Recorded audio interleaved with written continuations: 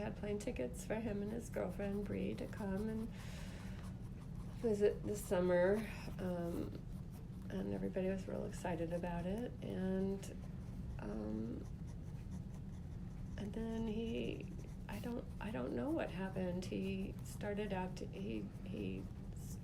acting strangely, and he was getting a little paranoid about things, and but just a little, and so I wasn't too concerned. And then Bree called me and said he was acting really strange and hadn't slept for days,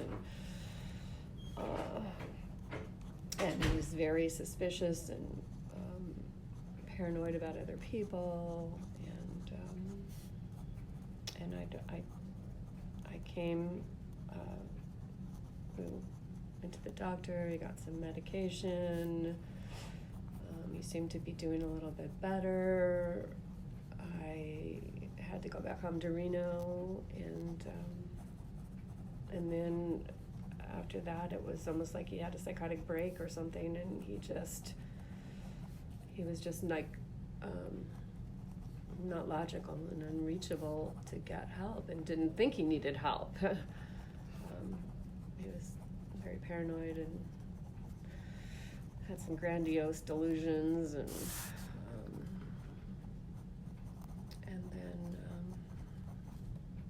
I just kept hoping he'd get arrested. On his birthday, his birthday was July 31st, and I hadn't heard from him in days, and I all day just kept checking my phone, thinking that he would call me.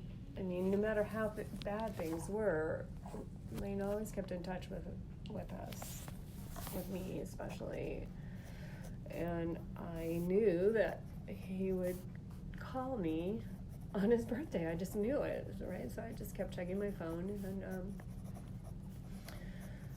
and then there was a period of maybe an hour when I didn't check my phone, and I went back to check my phone, and there was a message from my son saying, I really need you to call me, and there was a message from the Portland police saying, please give us a call. And when I called them back, they said, are you anywhere near your son's house? Can you please go to your son's house, and then we'll talk. And then I knew right then and there that, I knew right then and there that it wasn't, I knew. And so it was all, a blur. Somebody drove me to my son's house, and my son by that time knew. And because they'd been trying to get a hold of me for a while, and so that's how I found out on his birthday. I think that there's such a need for mental health treatment in our country, and an acknowledgement of that. We thought we had beat the odds with Lane.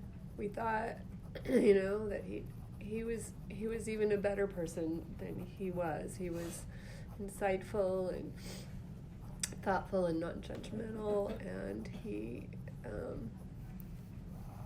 was just a really kind and loving person. And we thought we'd beat the odds with the addiction and the mental illness, and we hadn't. And I want people to know that he was the most wonderful person, but he had, he had this other struggle. And people shouldn't have to struggle so hard to find help in our system. And people should be aware. There was no reason for this to have happened to him.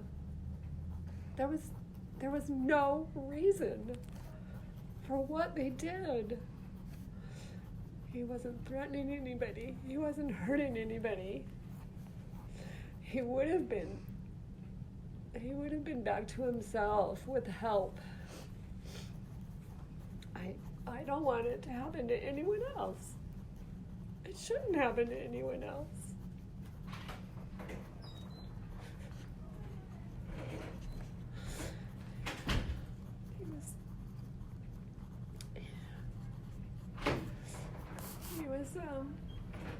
he was just a wonderful, wonderful person, and he had an episode,